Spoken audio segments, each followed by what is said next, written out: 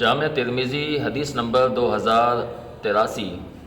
عبداللہ ابن عباس رضی اللہ تعالیٰ عنہ فرماتے ہیں کہ پیارے پیغمبر علیہ الصلاۃ والسلام نے فرمایا، ما من عبد مسلم یعود مریضا لم یحضر اجلہ، کہ کوئی بھی مسلمان جب کسی مریض کے پاس جاتا ہے اور اس کا موت کا وقت قریب نہیں ہوتا اور پھر وہ وہاں پر فیقول 7 مرات، وہ 7 مرتبہ یہ کلمات پڑھ لے وہاں پر، تو اللہ رب العالمین اسے ضرور شفا عطا فرماتے ہیں۔ وہ کلمات کیا ہیں؟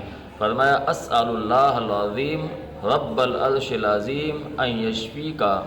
یہ کلمات 7 مرتبہ اگر اس مریض کے پاس پڑھے جائیں تو اللہ رب العالمین اس مریض کو جلد سے جلد ضرور بضرور شفا کاملہ عاجلہ عطا فرماتے ہیں۔ جزاک اللہ خیر۔